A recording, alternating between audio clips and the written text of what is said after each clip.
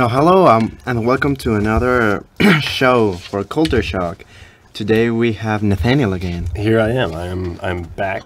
I was not here last week at the start of the semester, but I'm happy to be back on Radio Culture Shock.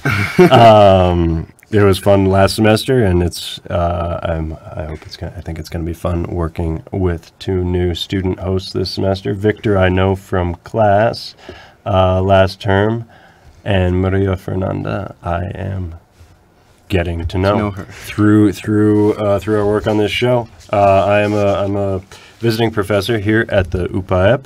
I'm currently on a Fulbright scholarship, working with education, looking at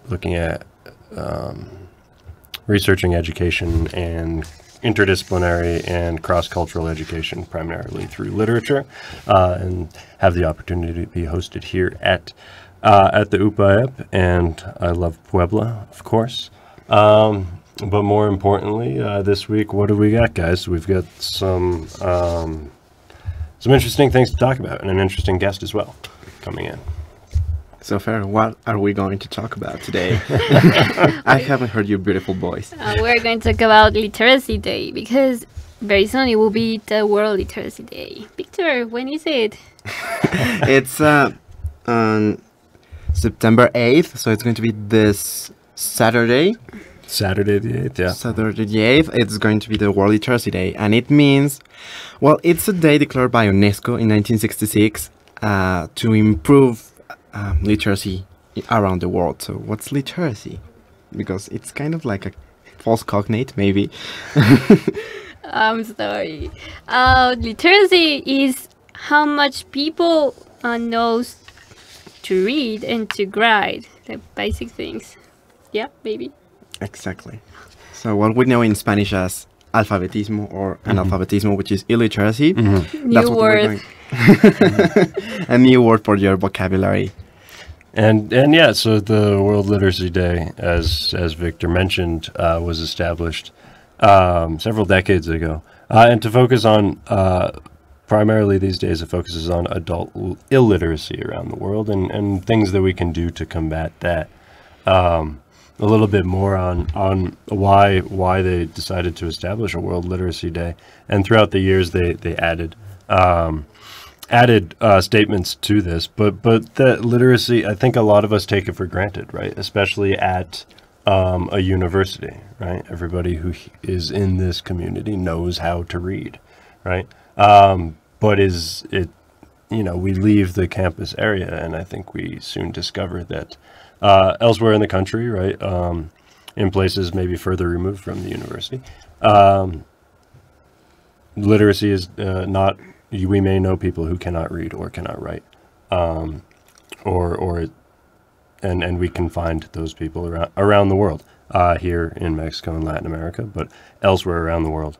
So the part of what UNESCO did was to say that literacy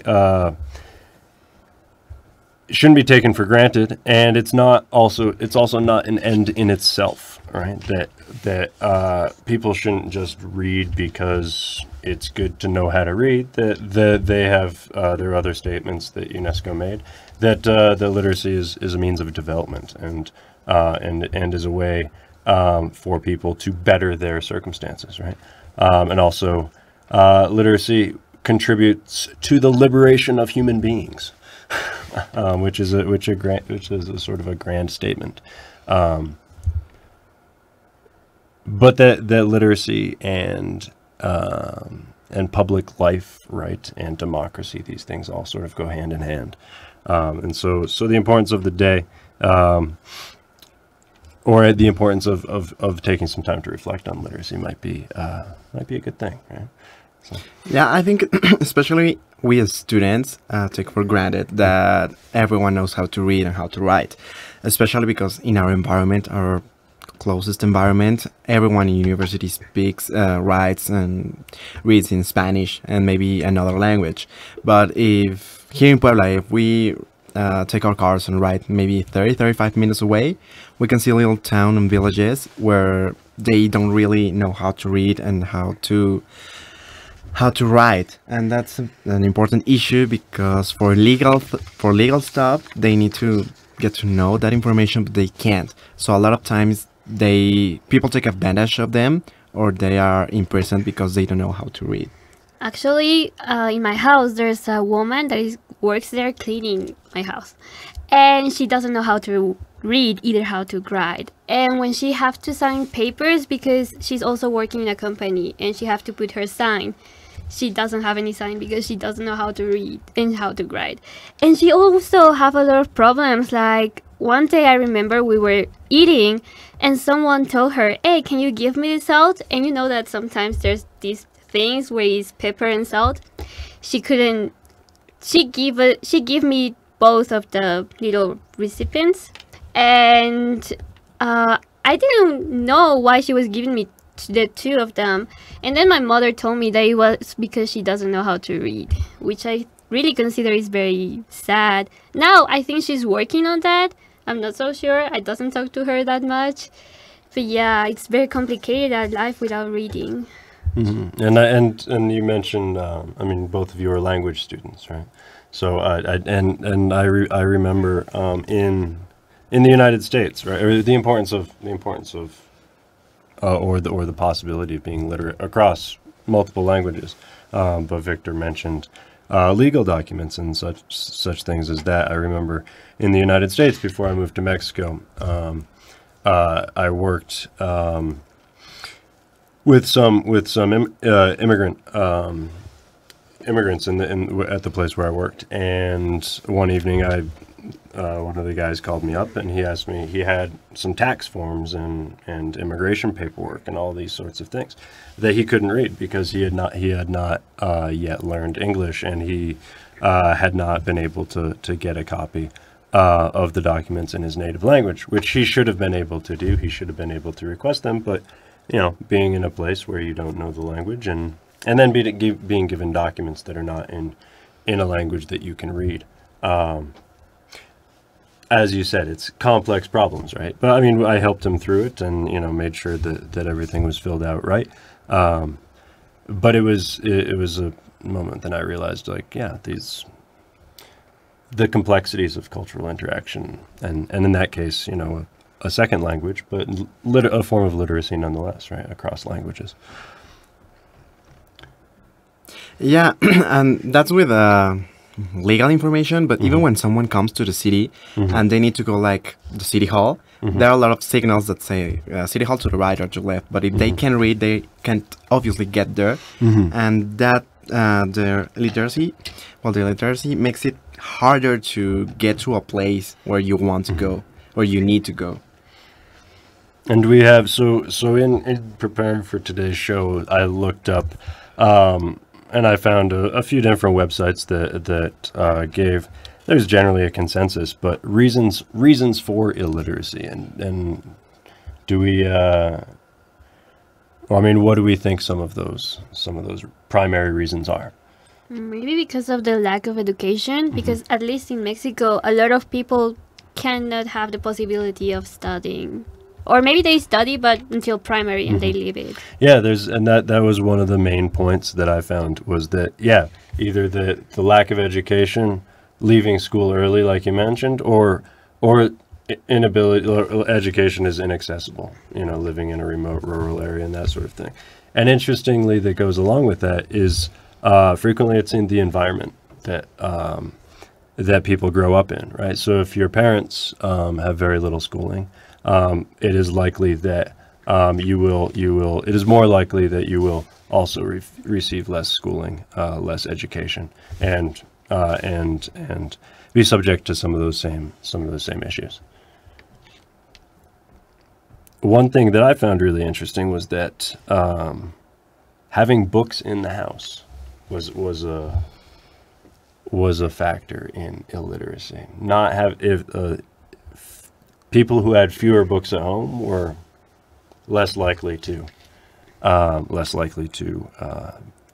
be stimulated to read or to pursue reading as a pastime or a hobby, and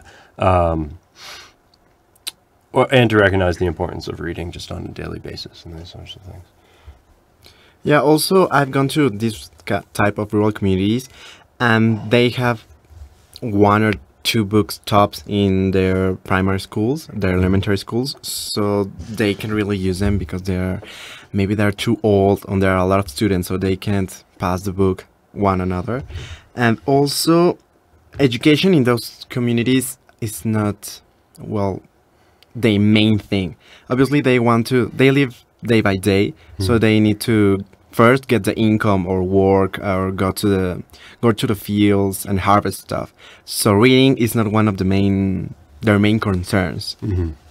Yeah, the basic living conditions, right? And I mean that prevent because when so we mentioned, yeah, we shouldn't take literacy for granted, but we should also remember that for some people it's a luxury to be able to spend significant time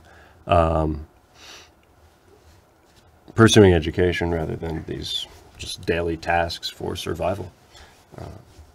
Yeah, I think what about, well, coming back here to college, in my personal case, I've got like 10 books in my house that I still need to read, but I can't because I need to do other stuff. So that's time that I don't have. So that's kind of like the reason. Well, one of the reasons for world illiteracy.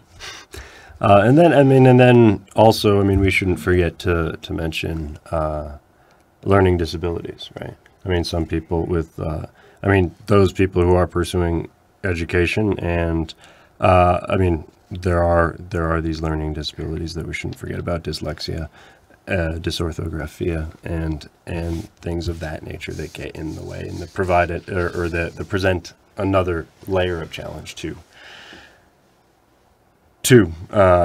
pursuing literacy. But we have some interesting statistics here that you guys gathered about countries that and their reading rates, their rates of reading per week. Or tell us a little bit more about those. Okay, we searched about these statistics. Which is a country that reads more hours per week, and I think it's very interesting because in the first place we have India, which I really thought it was one of the countries with more illiteracy rates. Like that. But no, it's the first one that reads more all around the world. In the second place, we have Thailand. Oh, okay. India reads 10 hours, 0.7 per week. In the second, we have Thailand with 9.4. And in the third place, we have China with 8 hours per week.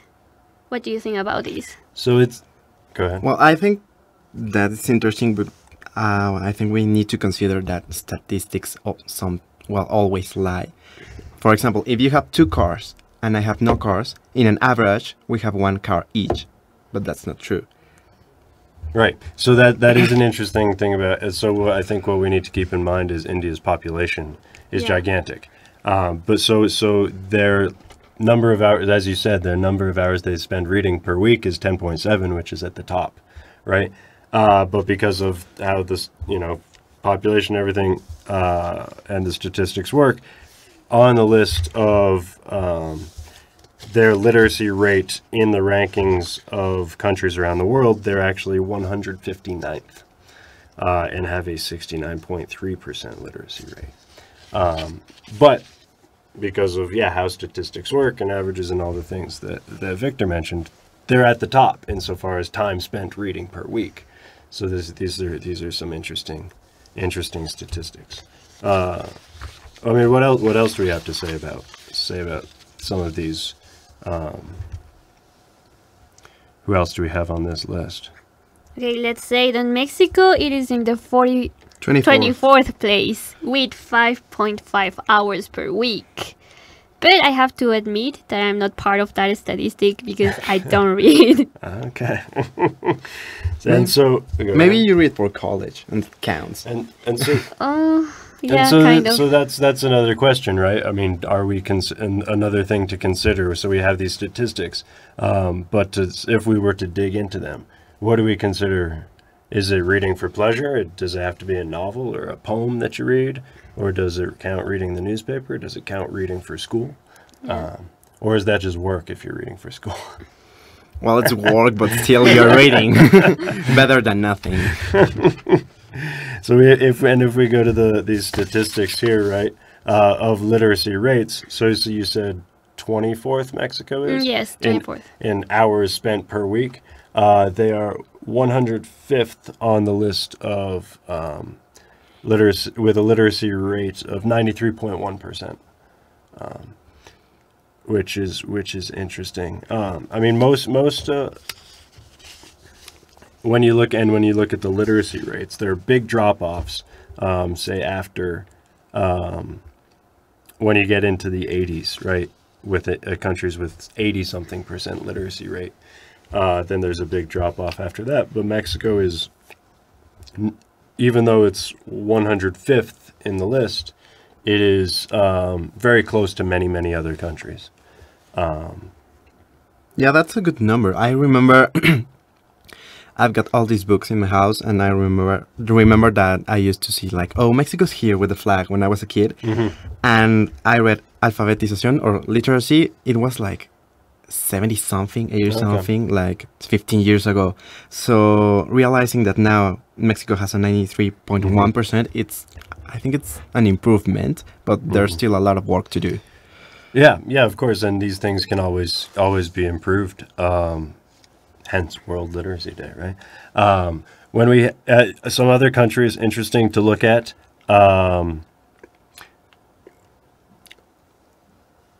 And talking about statistics and how they might lie, where do you think North Korea is on this list?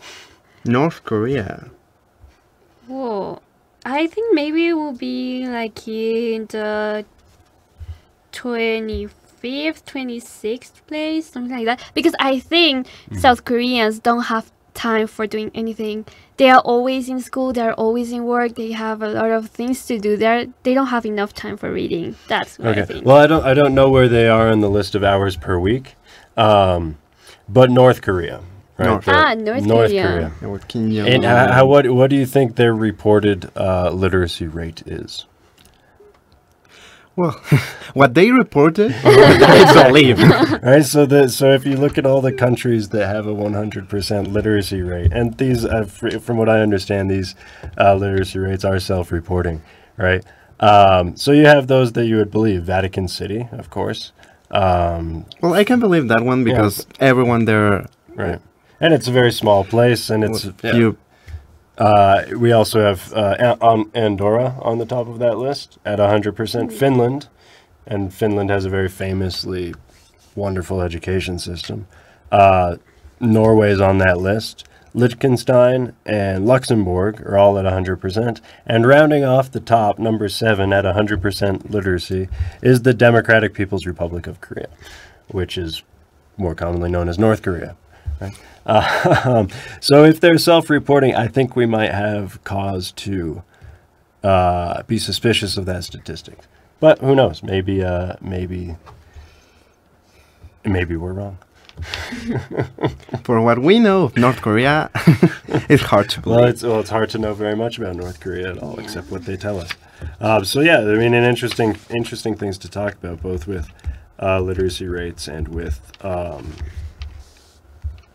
statistics and how to read these things.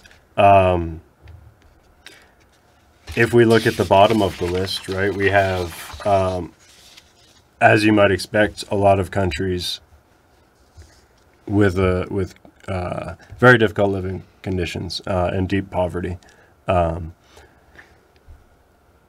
lot of countries at the very bottom of the list is South Sudan. We also have toward the end of the list Afghanistan, as you might expect, given the hardships in that country and the perpetual war going on there. So you said you don't read a whole lot other than for school? No, only for school, yeah. Okay. And how about you, Victor? I want to, but as I said, I have like 10 books that I've been having in my desk for 2 or 3 years. That I haven't moved. So you have that stack of books, perpetual. Exactly. Well, it's better to have a list of books to read then. Hey, but Victor, you're a grinder now, isn't it? No. Well, I entered the contest, and I didn't win the first prize. Well, I didn't win, but they asked me if they could use my story for the novel. So okay. for the anthology of Oh, Tales. congratulations. I have Thank not yet heard. That's very great. Excellent. Well, so we have a lot more to talk about. We will have a guest coming up here in just a few minutes, who is a member of the languages faculty. You may know her from the Writing Center, but she has plenty of information to share with us about World Literacy Day. And so we will be back with her in just a few minutes. Yeah.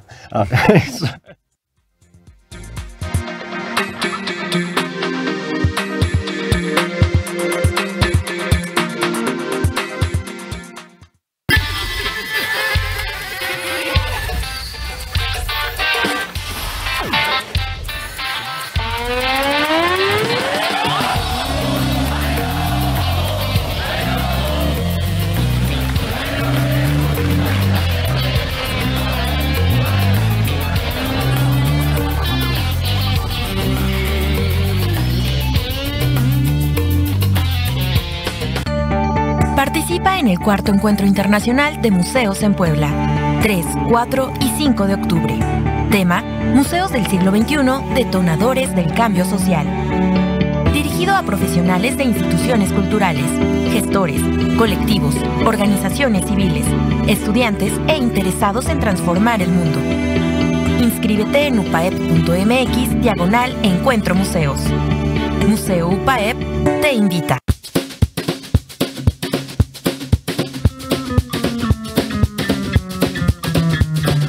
Vida de Estudiambre presenta un espacio cultural. El día que lo iban a matar, Santiago Nazar se levantó a las 5:30 de la mañana para esperar el buque en el que llegaba el obispo. Este es el inicio de la novela Crónica de una muerte anunciada, escrita por García Márquez, que, como su nombre lo dice, narra la historia del asesinato de Santiago Nazar. En esta novela, el punto no es descubrir qué es lo que pasa al final, sino conocer las versiones de los personajes que presenciaron el hecho y descubrir la causa de su asesinato.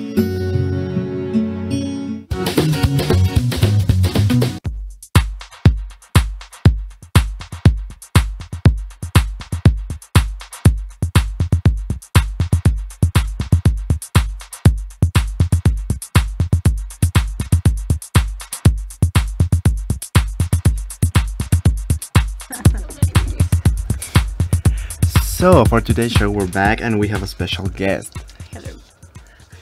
Hello. So,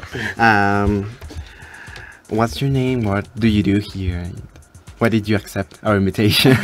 Well, thank you for having me, first of all. My name is Abigail, or Abigail Villagran, whichever you prefer. I am currently in charge of the Writing Center here at UPAEP. I am also working with Nathaniel with a new project that's called the Global Perspectives program. So I guess if you are new, you have the class in your curriculum now. Some of you might not have them, but it's a new thing. And the Writing Center, however, has been around since 2010. So that's basically my main 8 years. my main work. And what sort of services and programs does the Writing Center offer to students here at UPAEP? Okay, in general, as most writing centers do, we offer tutoring sessions. Here in UPAEP, we've focused on working with peer tutors. That means that you work with other students such as yourselves in developing ways to improve your writing, in finding better approaches to reach your goal, in developing a rhetorical strategy in general. So that's one. We also have a reading room. I don't know if you're aware of that. So there's a program, in a national program that it's called el Programa Nacional de Salas de Lectura, that develops something called Mediadores de Lectura. So you become a mediador by attending a set of courses, and then at some point they give you like a box of books for you to open a reading room. And so we have one here at UPAEP, and we also have had a chance to get donations from other people. Like there's a big donation that we had from Libros Magenta, which is an independent editorial in Mexico City with great books. Actually, the editor is the translator of Guy Davenport. That's who I couldn't remember the other day. So he's a really like good. So it's a good selection of books, and so you can just basically go there to read, or basically to write with a peer, or to get help, or anything you need with reading and writing. We're there for you, basically. So what's the difference between the center and the library? Oh, that's a good question, actually.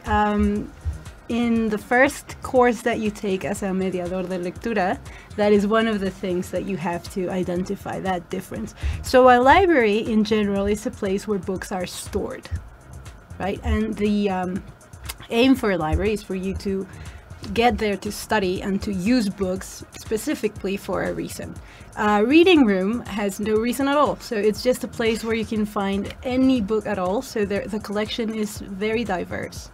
It's not just academic, it's literature, but you also find magazines, things that are around in many cultures and many languages. So it's for you to feel free to use them as you wish, to read for as long as you want. It's not a quiet place, for instance, so you can go there to talk about a book or to work with a book together to, I don't know, to later use it to write something about it, etc. So it's more like a place where you interact with other people among books and about books. So there's a strong component of promoting literacy attached to this. Yeah. Coming back to our No, theme definitely. of World Literacy Day, but is so you mentioned that the government sponsors things like that. Is this part of like a larger national effort, or Yes, and it how is. does all of this fit together? So I guess the main issue that they were facing at the beginning of the project was that reading and writing was usually seen as this scholarly skill, as something that the school is responsible for. And that might work for, I mean, learning to read and write, basically. But for actually developing the habit of reading and writing, you have to make it more natural. And to do that, it has to come out from the community itself. So there's like a lot of great examples that I can tell you about of people just opening the doors of their houses and letting their community in to use their books, to talk about their books. So it's about having the book as sort of the excuse to build a community. And so literacy is produced almost as a side effect of that. So that's basically, I mean, in a gist, what it is. That's interesting, yeah, because one of the things we were talking about in the first segment was exposure to books, exposure to and people who read, and to encourage it to become, as you said, sort of a natural activity. Yeah, that is, I think, one of the most important things that people don't usually think about, and it's so obvious. I mean, it's always right there. I've been asked a lot about how do you start little children into the habit of reading, and my answer is quite simple. Well, just read yourself. Like, children shouldn't be ordered to learn to read or to want to read. Some parents are very concerned with this, and sometimes they like assign 20 minutes out of every day for reading, and the poor kids just see it or end up seeing it as sort of like a punishment, like a timeout. And it's not like a moment where you can spend time talking with your little community, with your family or with your friends. So it has to be something that is seen as natural in your home. Exactly. I remember that someone told me that if you read with your kid before they go to sleep, they associate the fact of reading with sleeping and getting tired. So that's not a good idea. Well, I guess, as always, it depends. I don't know. Did your parents read to you when you were little? Yeah, but not before bed. Not before bed. So like at 4 o'clock, and it was a Okay. book that I really wanted to take a look at. Right. So that's why I like it. But yeah, I think that if you read before bed with your kid, he's going to get sleepy. Well, I don't know. I would say in my case, there were always books around. So obviously in bedtime, I wanted a book around as well. And it was like this particular book that I liked because it was repetitive and it got me into the mood of going to bed. But that wasn't like the only time. So, and it's a positive association anyway, even if it gets you sleepy, I would say it's better. Yeah. And so, and do you find that students at the university, have you noticed an increase in use of the reading room, or people stopping by to visit? Is it working as you planned it, or can we use this opportunity to promote it a bit more? Because while we were talking about Maria Fernanda, you mentioned you don't really read except for like classwork, right? Reading, maybe sort of, reading becomes associated with work, Exactly. or something. And so what can we do to get students to use the reading room? Well, so we've been trying many things. One of the first things that we are concerned with is basically breaking this idea that reading is necessarily involved only with classwork. That doesn't mean that that's wrong. I mean, that's a great thing. The more you read, the better. And another thing is that you actually do read more than you realize. So we're reading all the time. We're in a very written culture, I can say that. I mean, everywhere you look, there's something to read. And the third thing is you can also read and have fun. Just read for fun. And for that, I think, is the hardest one, to find what kind of piece of work actually makes you want to read more. And that's different for everyone. So the reading room is not about numbers. I don't want to see it as, okay, so today we have 10, tomorrow we have 15. For me, it's very important to have at least one encounter every now and then where someone comes in and finds a book that he or she wants to discuss, or that, I don't know, rings a bell or makes them want to connect in some way, even if it is with another person. That's already building the community type of reading that we're interested in. So we've been having some of that. I can tell you, not as much as I would want to, but we've also been motivating people to engage with reading in different ways. I don't know if you remember, but last semester we had this project called Reading Everywhere that was about using the space as sort of like a reading possibility. Like how you use the space is also telling me a lot about where and how you read.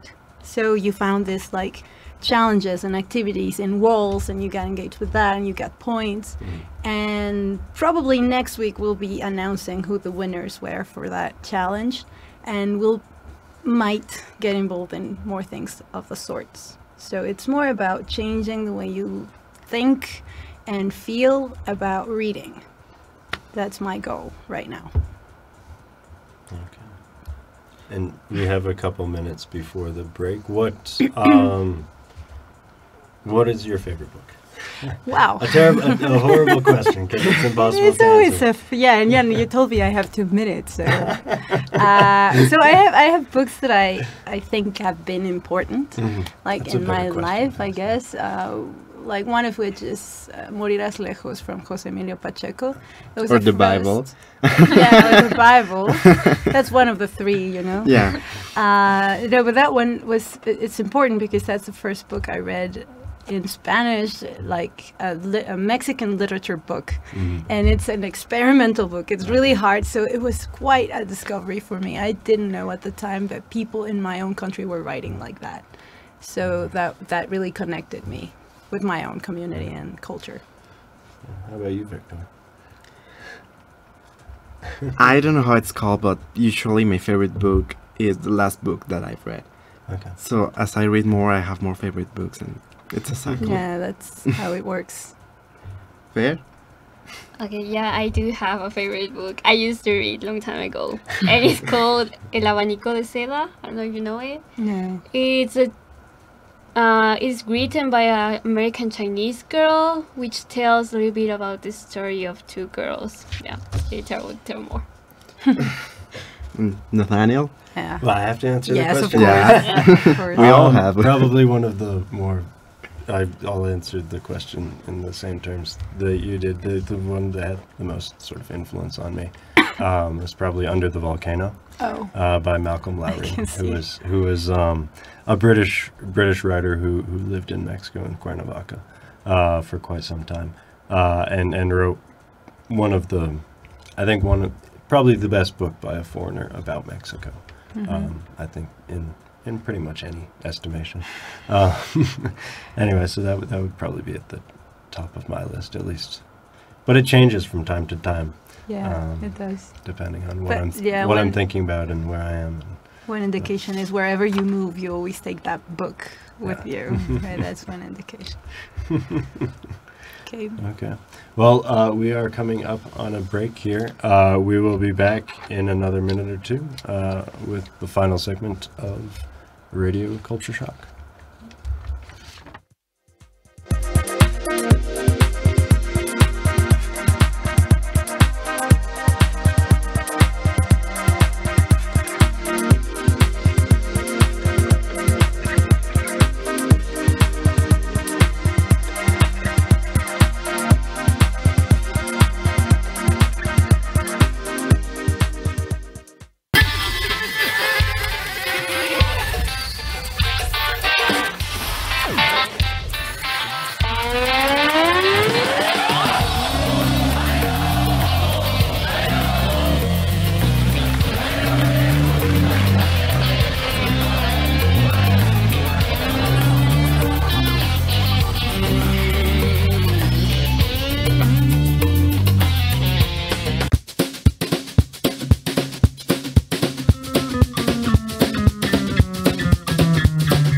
Vida de Estudiambre presenta No te quedes en tu casa.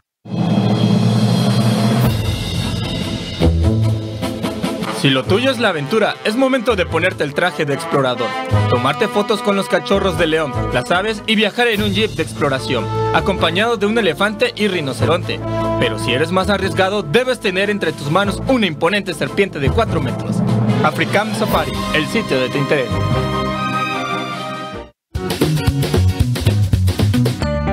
Participa en el 4º Encuentro Internacional de Museos en Puebla, 3, 4 y 5 de octubre. Tema: Museos del siglo XXI, detonadores del cambio social. Dirigido a profesionales de instituciones culturales, gestores, colectivos, organizaciones civiles, estudiantes e interesados en transformar el mundo. Inscríbete en upaep.mx/Encuentro Museos. Museo UPAEP te invita.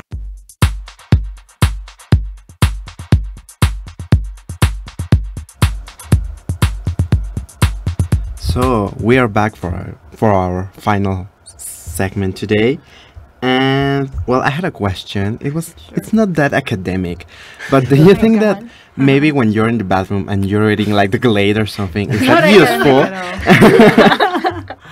Do you think that helps the literacy rates and stuff? Reading in the bathroom, you mean? Yeah. Even if it's a magazine or the Glade or anything, well, or is it better than nothing? If you're reading, that certainly helps, no matter where. And sometimes I think people get really obsessed about the fact that they are reading, right? So they want everything to be perfect. They want to be like in a living room or, I don't know, in a coffee shop. Or just read if you want to. I mean, if we can make it as simple as that, it doesn't matter if it's in the bathroom or in the subway or if you can. Just do it. Yeah. One of the tips that we have about improving reading skills is just to read constantly, wherever you are. And like you said, I mean, earlier, Victor, like we're reading everywhere. Street signs, this and that, and everything's just all around us all the time. And these are things that would help us also with learning other languages. Yep. Like those very basic things that we daily things, right? That we think are very basic, but in another language, right? I'm every day in Puebla. See a street sign, maybe. Oh, I didn't think that's how you said that. So yeah, you're learning a language from just walking around. Yeah. Or reading a magazine or newspaper. Okay, and about reading in another language, I study languages, so I shouldn't be afraid of it. But I remember the first time that I had an English book in my hands, I was so scared to read it that I think I didn't finish it. Now I have to do it because of academic stuff, and I'm no longer afraid of it. But what about the students that have a good English level, so they can start reading by their own in English, but they are afraid or scared to do so? What's So your... why do you think that reading scares us? Because maybe not being able to understand or feel that you are not that your English is not good enough. Okay, okay. So that's interesting because your reasoning reflects the fact that you are reading for school. Okay. So when you're reading for school, then you're going to have to demonstrate or prove somehow that you understood particular things, or you're looking for main ideas and you're looking for comprehension. But we don't always read for comprehension, right? Thankfully, we can read just to have fun, or you can make an interpretation that no one can tell you if it's wrong or right. So that's the good thing about literature and fiction in particular. There is not a correct way of reading a novel. Everyone has to find its own. And of course, there's like the author wanted certain things out of his or her book, but you have a lot more freedom than you're aware of. And once you come to terms with that, then you realize that as a reader, you also invest some of you in the act of reading. So I can tell you, as now speaking as a teacher, when I assign reading to my students, I am not looking for them to sort of like find one particular thing. I am looking for them to be engaged with what they read, for them to have something else to bring to the conversation, something other than I can find in the text myself. So it's always an act of discovery, and in that sense, I would tell you, discovery shouldn't be this fearful thing, right? It should be something that you enjoy. So I guess it's teachers that we come back to. Maybe we have given you the wrong impression of what reading could be. I don't know if that's helpful at all. Yeah, no, it is. I know one thing that when I try to read in Spanish, and I mean I have a similar difficulty because I've spent many years in school. I feel like I have to understand, you know, I'm reading, as you said, for comprehension. But also, yeah, so I feel like I should have a dictionary there, but I know that if I go to the dictionary, I'll be reading very slowly because I know at a certain level, like I don't have all the vocabulary I need in Spanish, and so to go back and yeah, but to put that pressure, the pressure that we put on ourselves to, you know, we've been trained to read for comprehension. To give something back, right? Yes, and to have that dictionary there because I need to know every sentence. But to sort of let that go is very difficult. Yeah, reading in another language is already a very particular task. And when you learn that other language, the way you read is reading for comprehension, definitely. Yeah. But I don't know, in my memory, when I started like feeling more natural in my use of English is when I let go of that like need of telling the teacher what the teacher wanted. Like I also have things to say, and if you don't focus on the things you have to say, then you won't say anything, and you'll end up always waiting for an instruction, and then you get blocked. So that could happen with reading, in a sense, I would say. And do you find that so going back to the Writing Center, because this is something I think is interesting. When I came to the UPAEP, I guess I thought the students in the Writing Center would all be from languages or humanities or what have you, but there's a very wide range of students that work in the Writing Center and they use the reading room, and that community you were talking about is a lot more diverse than maybe the typical profile we would think of. Yeah, most writing centers are very concerned with the idea of expertise, and so they think that the expert in reading and writing has to do with languages, and I mean there's people from the language department or literature or things like that, But I find that that's a human expertise. I mean, everybody can or should have equal knowledge and skills dealing with reading and writing. And also, I've always wanted it to be a natural community, so something that develops sort of like on its own. So if for some reason now we have more engineers, so for some reason they've become more interested, and like I ask myself who I am to prevent that from happening, right? So if that's showing a lot of how perhaps the engineering department is educating their students. So if I can help promote what they are already starting to promote, that would be great. And of course, it'd be better if it was representative of the diversity of the university, but I'm not forcing it. I'm trying not to. So about this reading room and writing center, where can students find it and when can they go at what time? Okay, yeah, that's a great question because a lot of people are confused. For many years, we were working outside. Starting from last year, we now have a place that we can call the writing center, and it's in the language department in the first floor. It's the office 115. You will find cookies and coffee. I didn't know there were cookies. Yeah, well now they're not because I mean they just ate them all. Okay. But there's a round table and there's books and it's usually open, so you can just come right in and find your spot. Okay. And do students have to make an appointment for that, or? They could. So sometimes we don't have people in. I mean, we have a variety of different schedules available, but sometimes there's like this hours where there's no one, and then if that happens, they can write or use the writing center website to ask for an appointment. And a lot of people prefer it in that way, so they'll get like an official appointment. That's also possible.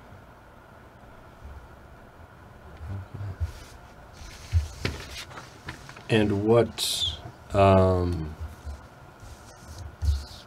other questions do you guys have for our guests? Or I can have questions for you. Or you can ask us questions. Sure. Okay, so what book would you recommend for students in the language area or department? For the ones that are in the major? Or Yeah, the ones that are interested in studying languages as a major, or just I'm interested in languages. God. Is there any in particular that you liked? I remember I read Holes in my English class, and I thought that was going to be a really boring book. But as you read it, you get more interested in it, and I think that's the main thing in a book, that before you end the book, you have your own theories about what's going to happen, and it endorses your creativity. So that happened with me in that book, so I would recommend it. Holes. Actually, there's a movie with Shia LaBeouf. Okay. And that was in my last English class, but there was another one that I skipped because I presented TOEFL, but they read Fahrenheit 451, and I've heard really good reviews about that book. So the fact that my classmates told me that it was a really good book, that is in the writing center. then I'm gonna go there and and that's for it, because find it there. And a good recommendation on World Literacy Day. Yeah. Because it's about burning books. It's about what we should not do. Yes. But I mean, it's also about hope, because they burned the books, but they learned them. So I guess we're out of time. we are winding down. We have just under a minute left. But yes, well, thank you very much for joining us today. Thank you for having me. Thanks for helping us raise awareness of World Literacy Day. And please, everybody, remember that Edificio Day is not on the main campus, but it's just across the street and not hard to find. A lot of people walk right by it. So do stop by the Writing Center if need be, or the Reading Room. Yeah.